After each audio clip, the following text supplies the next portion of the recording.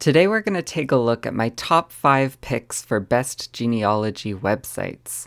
My name is Di Davis, welcome to GenealCymru, and these are websites that I use almost every day to help with my research. So I'm going to tell you what resources they have and how I generally use them. And if you have other favorite websites for genealogy that I don't mention here, definitely tell us about them in the comments. So the first is the website for the UK General Register's Office, also known as the GRO. The GRO deals with civil records for Wales and England, so think your births, marriages, and deaths. And they also deal with probate and will records. Through their online system, you can order copies of all these records going back all the way to 1858 for wills and back to 1837 for births, marriages, and deaths. When I use this website, I'm normally doing one of two things.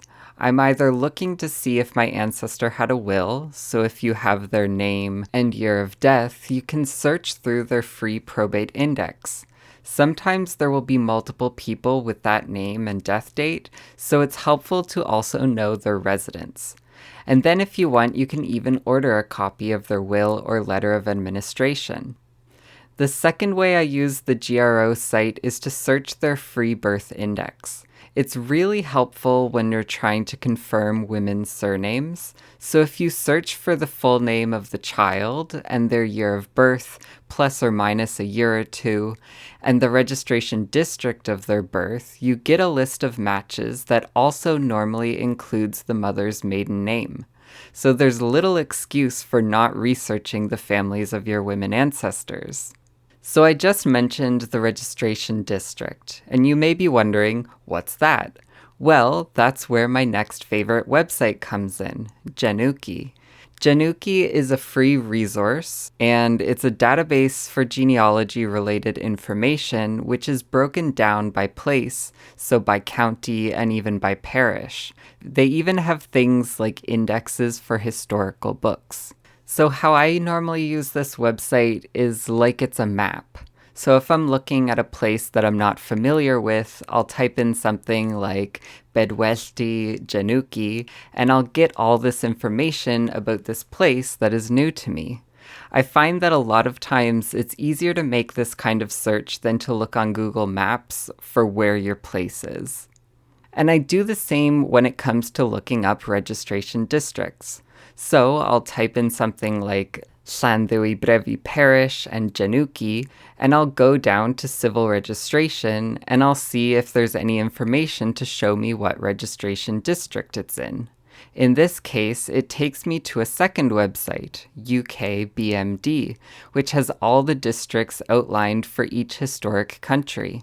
So GenealCymru is great too because it's like this central place that can take you to other websites with great sources of information. Next is looking at the websites of libraries and archives, and this one's at the national level. So the National Library of Wales website is one of my favorite places to do research. They have so much information that you can access completely free. They have all kinds of Welsh newspapers and journals going back mostly to the early 1800s.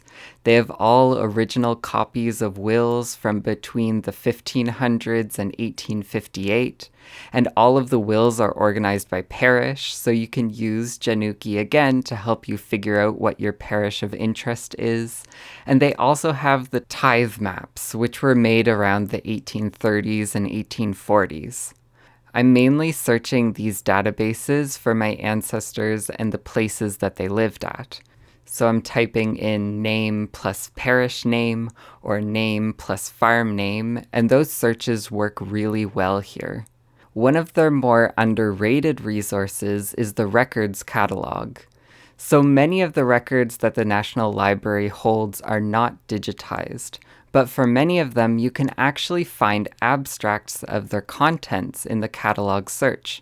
So if I search for one of my ancestors, Rhys Jenkins Jones, you get some records showing up. Then if you look up here at the top, you can see that there's all these expandable subfolders listing records and some notes about their contents. all of these records are related to this one ancestor of mine. The family estates folder is particularly interesting here because it gives all kinds of clues for new lines of research focused on farms that he and his ancestors were connected to. Then, of course, there are your local archive websites. A lot of them also hold undigitized records, but have published online notes about the contents of those records. So I use the Ceredigion Archives website a lot. They have a very basic search, and I normally put in the name of a parish, a farm, or an uncommon name. For other archive services, it can sometimes be a bit tricky to actually find the catalog search, but I've found that many of them are actually searchable through Archives Hub. So if I look up one of my distant ancestors, David Jones of Penyrallt, in the parish of Llangoedmor, here's a record that's related to him. And like I said before, always pay attention to how the records are bundled. This record is part of the Prothero Beynon manuscripts, and many of these records along the side here are related to this particular Jones family. It can be really helpful when the records are connected because it allows you to put together something of a timeline. Transcripts, abstracts, or a description of a record are great in situations where you don't have access to the original record. But if you ever do get a chance to visit the archives in person, you can be collecting a list of records that you'd like to take a look at prior to your visit. If you prepare beforehand, you'll be able to find so much more information about your ancestors while you're there. And my last web page for today is the Internet Archive, where you can go to find all kinds of digitized books. A lot of these books are very old and rare and may even contain information about your ancestors. I've actually recently uploaded a transcription that I did of the 1828 biography of my 7 times great-grandmother's brother, David Davis of Castell Howell.